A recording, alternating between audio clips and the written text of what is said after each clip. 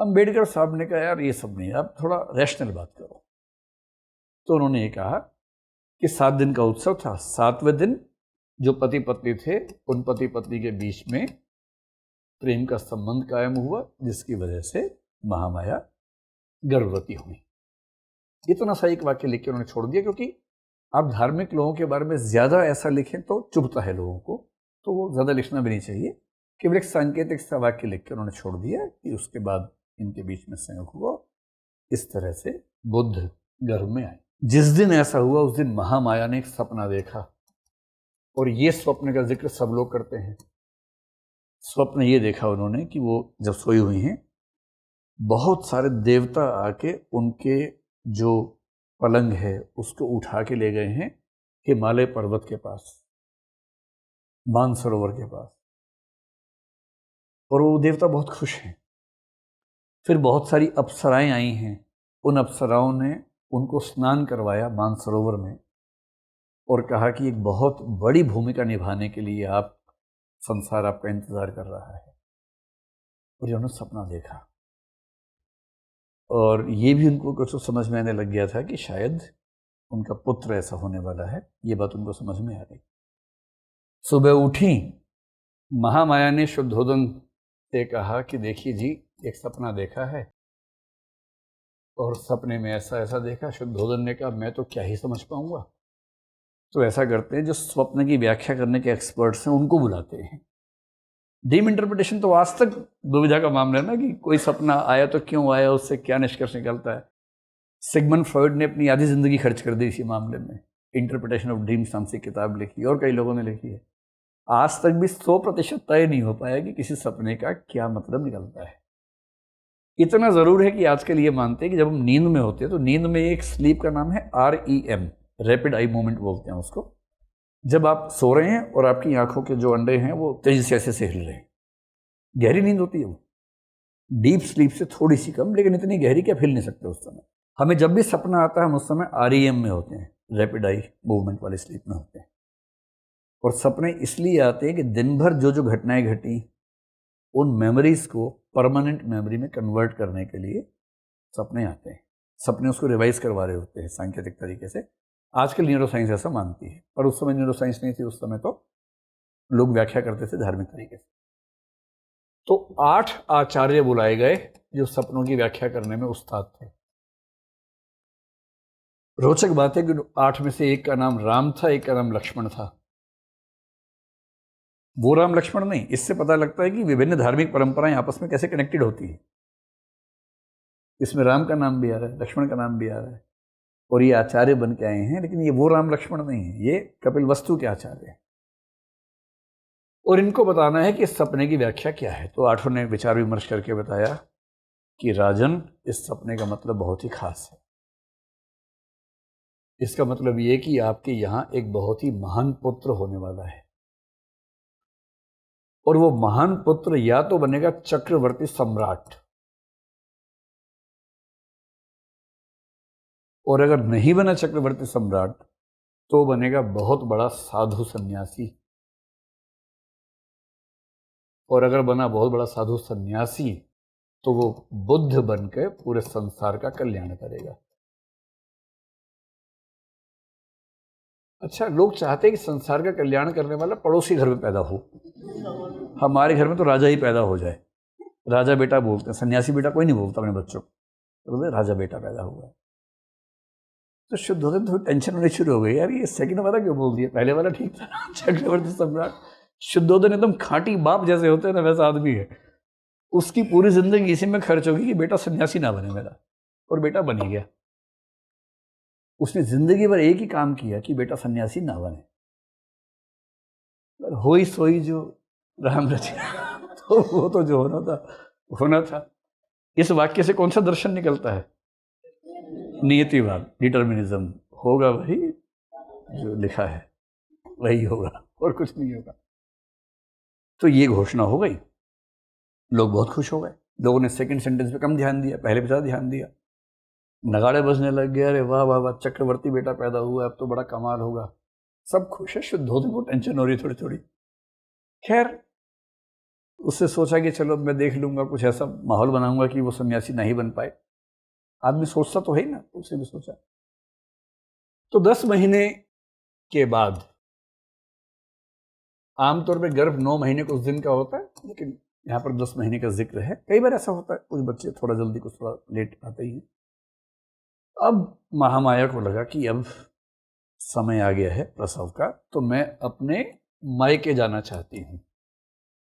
आपको पता है आज तक ये परंपरा है कि जब प्रसव होता है तो लड़कियां अपने मायके चली जाती हैं।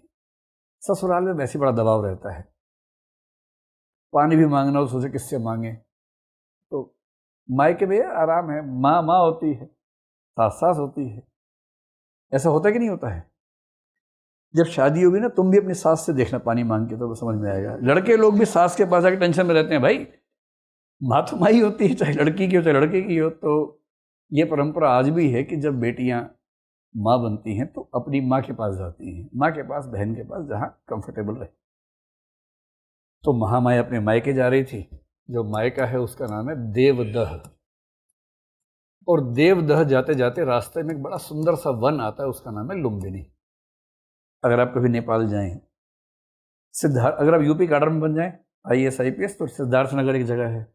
सिद्धार्थनगर से बाहर निकलते ही आप लुम्बिनी पहुंच जाते हैं। वहां से 10 किलोमीटर भी नहीं है मुश्किल से, इतना पास है। बहुत सुंदर उद्यान है, आज भी उतना ही सुंदर उद्यान है। आज तो बल्कि और सुंदर हो गया क्योंकि उसका बड़ा रख रखाव होता है। तो रास्ते में सुंदर उद्यान आया, बड़े बड़े पेड़, ठंडी हवा चल रही थी, सुगंधित हवा चल रही थी। तो उनका मन थोड़ा सा आराम कर लेते हैं। तो लुम्बिनी में वो थोड़ा सा आराम करने के भाव से अपनी पालकी थी भाई, रानी है तो कई कहार, पूरी सेना, सब पूरा, मतलब साज सज्जा के साथ पूरी व्यवस्था चल रही थी। तो वो उतरी कि आराम कर लेती हूँ। और जब वो आराम कर रही है तो लोग थोड़ा दूर रहते हैं उस समय, ताकि वो डिस्टर्ब ना हो। तो वो एक साल के वृक्ष के पास खड़ी होके हवा और पक्षियों का कलरव उसका आनंद ले रही थी। उसी समय प्रसव पीड़ा उनको हुई और तुरंत इतनी तेजी से सब कुछ हुआ कि जिक्र है बुद्ध चरित्र वगैरह में कि उनको लेटने का मौका भी नहीं मिला और खड़े रहते हुए ही प्रसव हुआ और बुद्ध का जन्म हुआ। अब एक सामान्य बात है, प्रसव हुआ, और आज से कुछ साल पहले तक ऐसे ही होता था। महिलाएं अपने प्रसव को खुद ही मैनेज कर लेती थी। आज भी पशु पक्षियों में किसी गाय को प्रसव होगा तो ऐसे थोड़ा ना कि कोई डॉक्टर नहीं गाय आएगी उसको देखने के लिए, अपने आप ही होता है। मनुष्य में 100-200 साल अगर छोड़ दें तो पहले ऐसे ही होता था, गरीब घरों में आज भी ऐसा होता है। तो बुद्ध का जन्म यहाँ हुआ। लेकिन बुद्ध चरित्र जैसी रचनाओं में जब तक थोड़ा सा उसमें वो न डालें, आध्यात्मिक टच ना करें, तो कैसे बात बनेगी।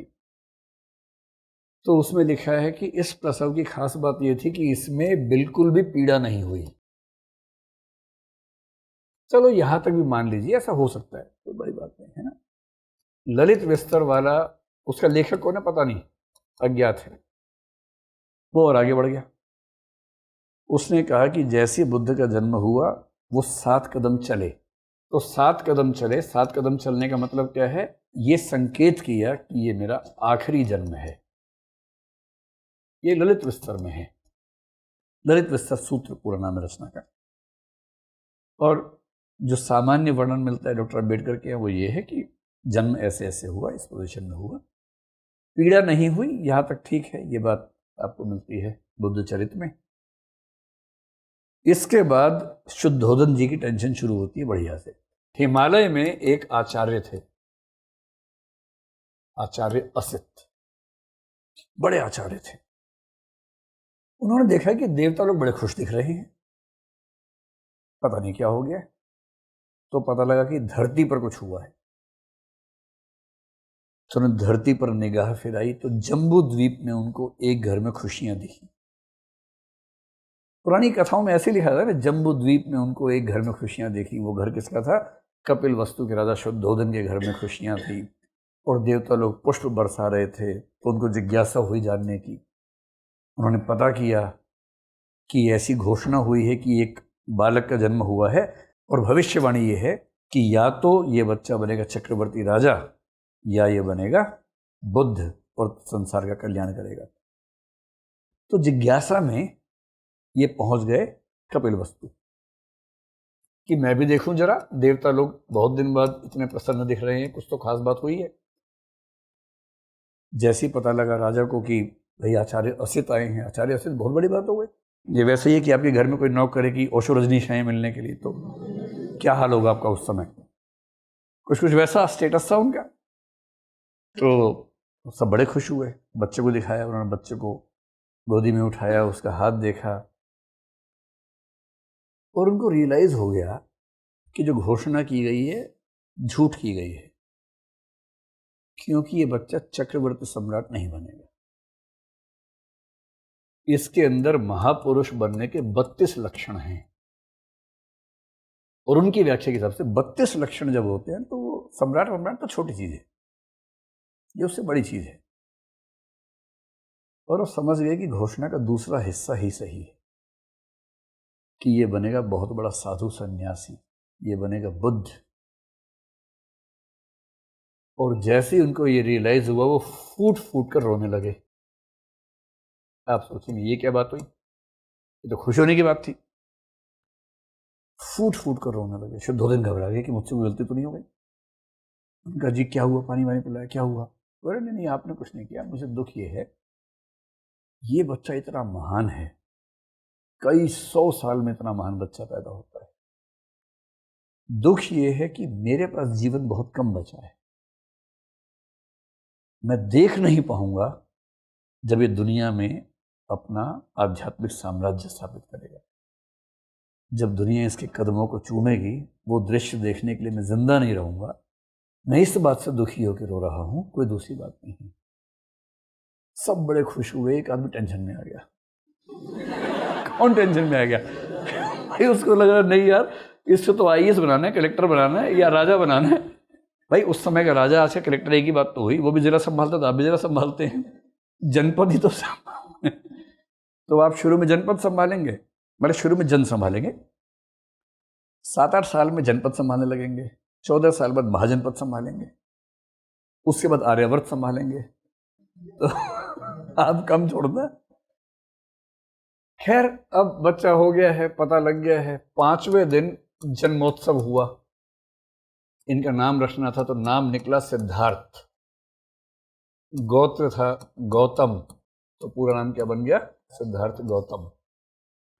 और इंटरेस्टिंग बात है, बुद्ध चरित्र के हिसाब से इस बालक का नाम सिद्धार्थ गौतम नहीं था, क्या था, सर्वार्थ सिद्ध। जो सभी के हितों को सिद्ध करने वाला हो, वहां सर्वार्थ सिद्ध नाम इसका है।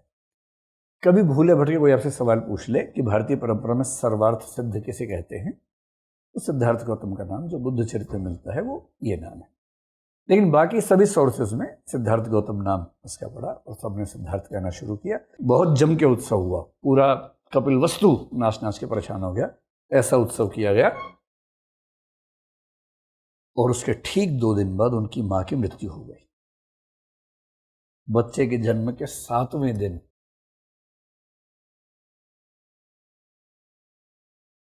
पांचवें दिन उत्सव हुआ, वो उत्सव में शामिल हैं, खुश हैं। अचानक तबीयत बिगड़ी, इतनी बिगड़ी कि उनको 7वें दिन रियलाइज हुआ कि आज मेरे जीवन का आखिरी दिन है। और उन्होंने क्या किया, अपने पति शुद्धोदन और महाप्रजापति, यानी कि कौन, अपनी बड़ी बहन, इन दोनों को बुलाया और कहा कि देखो, मैं वो दिन देखने के लिए जिंदा नहीं रहूंगी जब मेरा बेटा इतना महान बनेगा। मुझे बहुत दुख है पर मेरी स्थिति ऐसी है नहीं। तो महाप्रजापति, मैं जानती हूं कि तुम मेरे बच्चे को मुझसे ज्यादा प्रेम करती हो, और ये मैं जिम्मेदारी तुम्हें सौंप के जा रही हूं कि आप दोनों इससे ध्यान रखना। और ये कह के उसकी मृत्यु हो गई। बुद्ध चरित्र में थोड़ा सा इसको अलग तरीके से लिखा गया है। उसमें कहते हैं कि मेरा बेटा इतना महान है, इस हर्ष को वो संभाल नहीं पाई, उस हर्षातिरेक में उसका स्वास्थ्य ऐसा बिगड़ा कि जीवन लीला समाप्त हो गई। जो भी वजह रही, पर सभी ग्रंथों में एक सहमति है कि 7वें दिन महामाया की मृत्यु हुई और ये बच्चा 7वें ही दिन एक सेंस में अनाथ हो गया है। उसकी माँ उसके पास नहीं, ठीक है, उसकी माँ की बहन है, मौसी है, जो कि उसकी सेकंड मदर भी है, लेकिन हाँ, जिस माँ ने जन्म दिया उस माँ की मृत्यु 7वें दिन हो गई। अभी बच्चा थोड़ा बड़ा हुआ है, खेलने कूदने लगा है, तो इसके जो बेस्ट फ्रेंड्स हैं, ये बेस्ट फ्रेंड्स के नाम लिखे हुए हैं। इन सब का नाम पहले बता चुका हूँ मैं आपको। अब आपको इनके पापाओं का नाम बताना है या मम्मियों का नाम बताना है। तो बताओ नंद के पेरेंट्स कौन हैं? शुद्धोधन और महाप्रजापति, ये इनका पुत्र है नंद। आनंद कौन है? अमितोदन का पुत्र है। वही पेज निकालो जहां लिखा था, और जब मैं पूछूं तब नजर ऊपर रखो, उसके पहले पढ़ लो। तो शुद्धोधन के छोटे भाई अमितोदन के पुत्र का नाम क्या था? आनंद। खलनायक कौन है? देवदत्त है खलनायक। किसका पुत्र है? अमिता का पुत्र है। और अमिता कौन है? शुद्धोधन की छोटी बहन है। तो बुद्ध का बुएरा भाई या फुफेरा भाई जो है वो ही खलनायक है, देवदत्त। महानाम और अनिरुद्ध एक दूसरे के क्या लगते हैं? भाई, मतलब एक ही घर के बच्चे हैं। इन दोनों के पापा का एक ही नाम है, मम्मी का भी एक ही नाम है। वो नाम क्या है? शुक्लोधन। तो बुद्ध के बचपन के जो संगी साथी हैं वो ये सब लोग हैं। देवदत्त भी शुरू में अच्छा दोस्त है। इससे झगड़ा होने वाला है, अभी 5 मिनट के बाद झगड़ा होने वाला है, और वो झगड़ा 72 की उम्र तक चलने वाला है। 8-9 की उम्र में शुरू होगा, 72 की उम्र में खत्म होगा। खत्म तो उसके बाद भी नहीं होगा, देवदत्त ही खत्म हो जाएगा। उसके बाद झगड़ा खत्म नहीं हुआ, देवदत्त खत्म हुआ।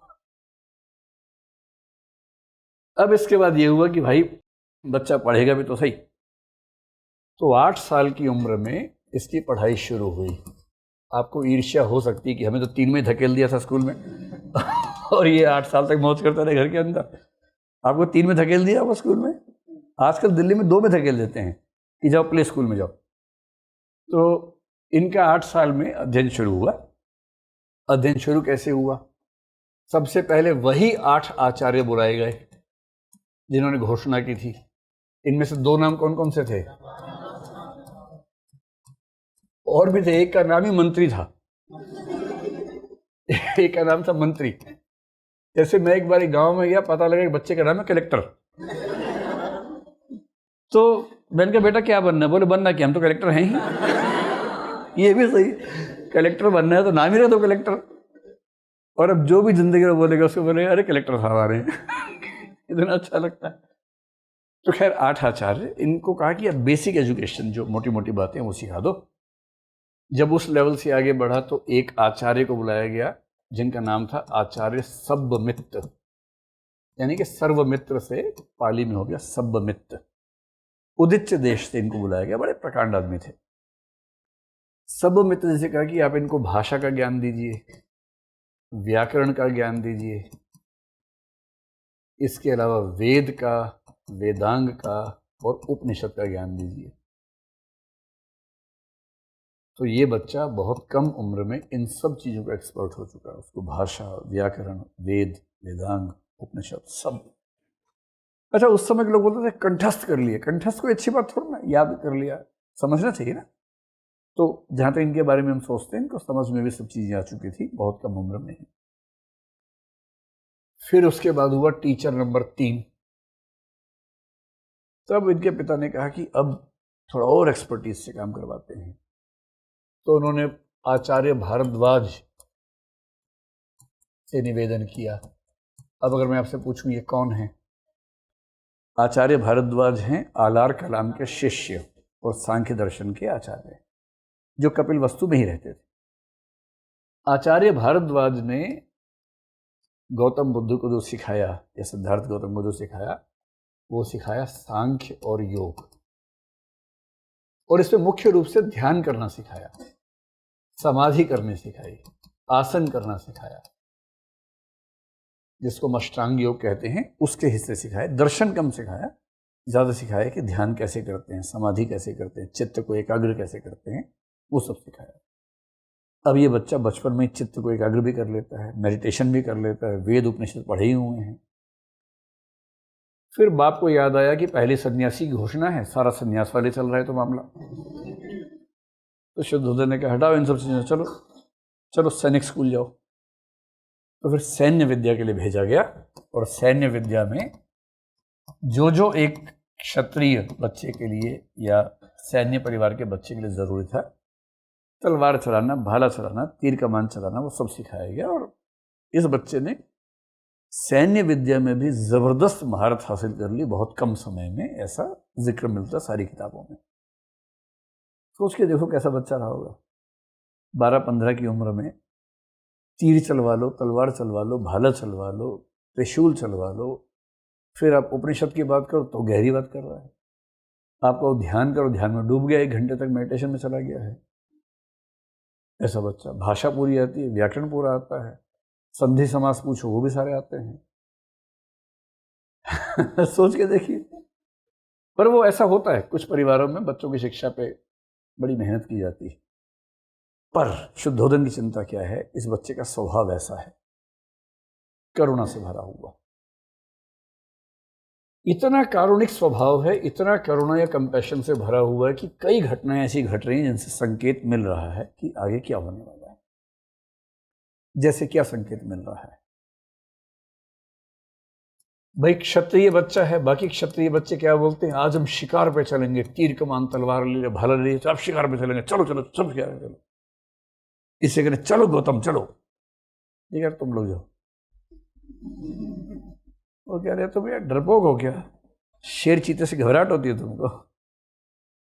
बुद्ध कह रहे तुमने कितने शेर मारे मैंने देखे हुए हैं, तुम शेर चीता मारूंगा ये बोल के जब जाते हो हमेशा खरगोश मार के आते हो या हिरण मार के आते हो। तो मुझे रुचि है नहीं इन सब चीज़ों में, इन सब हिंसाओं में रुचि नहीं। तो वो कहते हैं अरे ठीक है तुम मत मारना, दोस्तों को निशाना तो देखो। तो बोलते थे कि मुझे निरीह प्राणियों की हत्या का गवाह बनने में कोई रुचि नहीं। तुम्हें हत्याएं अच्छी लगती हैं, हत्याएं करो, मुझे रुचि नहीं है इस चीज। ये बात शुद्धोदन सुनता था, टेंशन में होता था कि अरे भाई क्षत्रिय के बच्चे हो, थोड़ा प्रैक्टिस तो करके आओ। एक दिन उसकी माँ ने यानी कि मौसी ने यानी कि महाप्रजापति ने अपने पुत्र से कहा, मैंने सिद्धार्थ से कहा कि देखो तुम क्षत्रिय वंश के व्यक्ति हो, राजसी परिवार से हो, कल को तुम्हें सत्ता संभालनी होगी, युद्ध करना होगा, तो युद्ध में ज्ञान काम नहीं आता है, युद्ध में हिंसा ही करनी होती है। और क्योंकि मनुष्यों पर हिंसा नहीं कर सकते तो प्रैक्टिस के लिए शिकार करना पड़ता है, ट्रेनिंग कहाँ से मिलेगी? तो शिकार पे जाना चाहिए, हिंसा करनी चाहिए। इसने कहा क्षत्रिय को हिंसा करनी चाहिए, ऐसा नियम क्यों है? अरे जब युद्ध होगा तो कैसे संभालोगे? बोला अरे युद्ध होगा ही क्यों? बोली भाई दूसरा राज्य है, अगर युद्ध करने पर आमादा हो जाए तो क्या करेंगे? क्षत्रिय लोग तो बचाएंगे ना। उसने कहा क्षत्रिय लोग ये क्यों नहीं कर सकते कि उस राज्य के क्षत्रियों से बात करके समाधान निकाल लें समस्या का? दुनिया में कौन सी प्रॉब्लम का समाधान बातचीत से नहीं होता है? एक दिन इसका झगड़ा हो गया खलनायक से, और इसी दिन से ये बना खलनायक। आप में से जो बच्चे बाई चांस हिंदी साहित्य के हैं, उन्होंने एक नाटक पढ़ा होगा आषाढ़ का एक दिन। आषाढ़ का एक दिन लिखा मोहन राकेश ने। मोहन राकेश ने ही लिखा लहरों के राजहंस। लहरों के राजहंस जिस पर आधारित है वो अश्वघोष का ही दूसरा नाटक है सौंदरानंद, इसलिए उसमें भी आनंद और सुंदरी, सौंदर उसकी पत्नी का नाम था, यहां सुंदरी हो गया है, वो नाम था। मोहन राकेश अश्वघोष से ठीक ठाक प्रभावित थे। आषाढ़ का एक दिन में सीधे सीधे तो नहीं लिए क्योंकि वो कालिदास की कहानी है, ये बुद्ध की कहानी है, सीधे कैसे आएगी? और संकेत देखिए कैसा है। मैं कुछ बताऊंगा नहीं, आप बताना कौन सी कहानी आ रही है, ठीक है? तो सिद्धार्थ बाबू बैठे हुए हैं एक पेड़ के नीचे, बाकी लोग शिकार कर रहे हैं, अपना ध्यान कर रहे हैं आराम से। इतने में क्या हुआ, एक पक्षी तड़पता हुआ इनकी गोदी में गिरा, उसे लगा हुआ था तीर। और जैसे ही सिद्धार्थ की गोदी में पक्षी गिरा तड़पता हुआ, उसने तीर निकाला, मरहम लगाई, दवा लगाई, उसे पानी पिलाया, उसे प्रेम करने लगा, अपनी गोदी में रख के सुलाने लगा। इतने में दूर से एक आदमी तीर कमान हाथ में लेके आया, देवदत्त। उसने कहा मैंने एक पक्षी का शिकार किया था, यहीं कहीं गिरा है, तुमने देखा है क्या? उसने कहा हाँ देखा है, ये रहा मेरे हाथ के अंदर, दोनों हाथ के अंदर था, ये रहा मेरे हाथ के अंदर। तो देवदत्त ने कहा कानून के अनुसार ये मेरी संपत्ति है क्योंकि मैंने शिकार किया है, तो इसने कहा संपत्ति मारने वाले की नहीं होती, बचाने वाले की होती है। मैंने बचाया है, संपत्ति मेरी है। चाहो तो पक्षी से ही पूछ लो किसके पास जाना चाहता है। उसने कहा ऐसे नहीं होगा, तुम्हें देना पड़ेगा। उसने कहा दम है तो ले लो। बोले मेरा हिंसा में यकीन नहीं है, पर मुझे हिंसा आती है, और मैं उसमें भी सबसे आगे था परीक्षाओं में। आती है, इस पर नहीं करूंगा, तुम पे कर सकता हूं, तो दम है तो ले लो। तो मामला चला गया कोर्ट में। अदालत में जीत हुई किसकी? बचाने वाले की। और उस दिन से देवदत्त ने गांठ बांध ली कि छोड़ूंगा नहीं इसको मैं कभी ना कभी। इसने मेरा हक मारा है, इसने मेरी चिड़िया मारी है। चारवाक लोग बोलते थे वर मध्य कपोत है नश्वो मयूर। आज जो कबूतर हाथ आया है तुरंत निपटाओ, कल मोर मिलेगा, इस चक्कर में आज कबूतर मत छोड़ो। जमाना वो चल रहा था और बुद्ध अपने अलग तरीके से चल रहे थे। कहानी समझ पा रहे कौन सी कहानी है? कालिदास और दंतुल। दंतुल कौन सी भूमिका में है? देवदत्त की भूमिका में है। कालिदास कौन सी भूमिका में? बुद्ध की भूमिका में। पक्षी की जगह कौन है? हिरण है। और ठीक वही कहानी एज इट इज वहां पर रखी हुई है। तो देवदत्त की इस घटना के बाद से तो झगड़ा इनके बीच में बढ़ गया, और ये समझ में आ गया कि इसका स्वभाव बहुत ही कारुणिक है। स्वभाव के अन्य पहलुओं में ये है कि ये अक्सर ध्यान में डूबा रहता था। जो कृषक थे, मजदूर थे, अक्सर उनकी मदद करता रहता था। अगर कोई कृषक बेचारा परेशान है उसकी मदद कर देना। कोई फिजिकल वर्क है, फिजिकल लेबर है, उसमें हाथ बटाना। और जितने भी गरीब मजदूर किसान काम करते थे उन सब के साथ बहुत ही इसका मैत्री वाला भाव रहता था। मौका मिलते ध्यान में डूब जाता था, कई कई घंटे ध्यान में डूबा रहता था। तो बाकी बच्चों के साथ होते हुए भी बाकी बच्चों से स्वभाव में बहुत अलग था। और ये बात एक व्यक्ति को लगातार खाए जा रही थी। कौन था वो? शुद्धोधन। तो शुद्धोधन ने वही सोचा जो हर बाप सोचता है। उसको लगता है कम उम्र में कर दो इसका ब्याह। शादी के बाद क्या होगा? एक तो अगर पत्नी बहुत ही सुंदर हुई तो इसका ध्यान कहीं भटकेगा ही नहीं। बाप लोग सोचते हैं ऐसा। दूसरा, अगर एक आध साल में बाप बन गया तो फिर इसकी पूरी जिंदगी बच्चे की खातिरदारी में ही खर्च हो जाएगी कि बच्चा ठीक से पढ़ ले, लिख ले, ये कर ले, वो कर ले। बंध जाएगा, भागने का ख्याल इसके मन से निकल जाएगा। तो बाप ने सोचा 20 साल का हो गया, तुरंत बांधो इसको।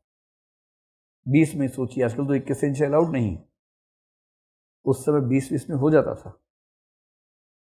और 20 साल की उम्र में शादी हुई। अब इस पे जो वर्णन मिलता है, एक वर्णन मिलता है जो आमतौर पर बुद्ध चरित्र वगैरह में है, वो ये कि शुद्धोधन ने खुद ढूंढी अपनी बहू और मुनादी पिटवा दी, दुनिया की सबसे सुंदर कन्या चाहिए मेरे पुत्र के लिए, सन्यासी बनने से रोकना है। तो पता लगा कि भाई एक लड़की यशोधरा है, उसी कपिलवस्तु में रहती है। और उसने पता किया, देखा, उसको खुद भी लगा कि वो अनिंद्य सुंदरी है। यशोधरा के पिताजी से उसने बात की, पिताजी थोड़ा नानुकुर कर रहे थे लेकिन समझा दिया। राजा मान रहा तो कैसे कैसे बना करेगा। फाइनली सहमति बन गई और इनका विवाह हो गया। और शुद्धोधन को लगा कि अब देखता हूं हाथ की रेखाएं ज्यादा मजबूत हैं या मेरी योजना ज्यादा मजबूत है। शुद्धोधन को ऐसा लग रहा है। लेकिन बाकी रचनाओं में जिक्र मिलता है, जैसे डॉक्टर अंबेडकर ने जो जिक्र किया उसमें विवाह का जिक्र ऐसा नहीं। डॉक्टर अंबेडकर क्या कर रहे हैं कि महिलाओं का सम्मान जहां जहां बढ़ सकता है बढ़ा रहे हैं। यशोधरा के सम्मान को लेकर तो बहुत डिबेट रही है हमारी कल्चरल हिस्ट्री में। जो मैथिषण गुप्त कर रहे थे अपने स्तर पे, और गुप्त जी के 20-30 साल बाद अंबेडकर हैं, उनकी भी जिम्मेदारी बनती है कि परंपरा को इस तरह से रीडिफाइन करें कि सम्मान महिलाओं का बढ़े। तो उसमें क्या है कि यशोधरा जब हो गई 16 वर्ष की, वो बहुत निष्णात थी कला में, संगीत में, सुंदर थी। तो उनके पिता को चिंता होनी शुरू हुई। तो पिता का नाम था दंडपाणि। तो दंडपाणि को जब चिंता हुई विवाह की, तो उसने कहा कि मेरी बेटी के विवाह के लिए स्वयंवर होगा। देखिए, स्वयंवर का मतलब तो ये है कि बेटी स्वयं अपना वर चुनेगी। कितना सिंपल है। और हर परंपरा में ऐसा ही होना चाहिए। बेटे के लिए स्वयं वधु हो, बेटी के लिए स्वयंवर हो। बेटा अपनी वधु खुद चुन ले, बेटी अपना वर खुद चुन ले, है ना। और जो स्वयंवर होते थे उनमें कहीं कहीं व्यावहारिक रूप से ऐसा होता नहीं था, नाम स्वयंवर था, जैसे यहाँ हुआ। तो उसने सबको इनवाइट किया, जो जो युवक उसको पता लगे कपिल वस्तु में है इस समय शादी की उम्र में, सबको इनवाइट किया, सिद्धार्थ को भी इनवाइट किया। तो सिद्धार्थ का बहुत मन था नहीं, पर पेरेंट्स ने कहा अरे बेटा इनविटेशन आया, चले जाओ, थोड़ा लोगों की नज़र में रहोगे तो कोई ना कोई ऑप्शन बनेगा, जाना चाहिए। जैसे आप देखेंगे शादी ब्याह में दुल्हन से ज़्यादा उसकी सहेलियाँ तैयार रहती हैं। तो इसका कॉन्सेप्ट ये कि इसका तो हो गया,